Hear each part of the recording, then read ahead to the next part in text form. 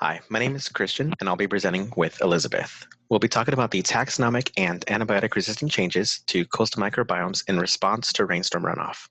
The purpose of the experiment was to investigate the evolution of microbial communities and antibiotic resistance in coastal microbiomes following these rainstorms.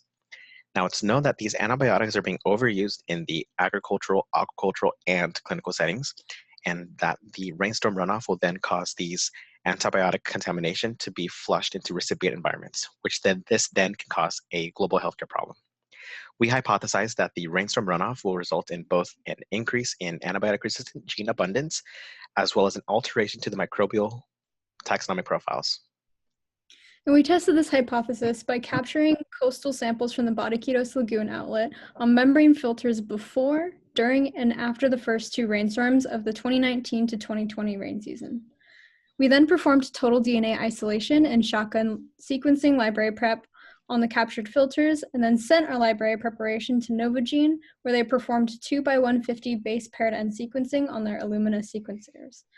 From there, we sent over our short reads to Zymobiomics, where they conducted the metagenome assembly and analysis.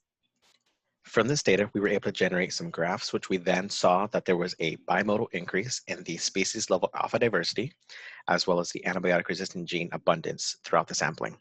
We also noticed that there was a relative depletion of cyanobacteria, as well as a relative increase in both proteobacteria and Bacteroidetes, and that the proteobacteria were mostly eutrophication-associated microbes, while the Bacteroidetes were predominantly freshwater and soil-associated microbes.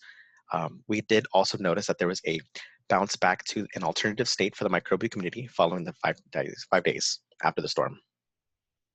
And ongoing studies will focus on quantifying these changes through statistical analyses.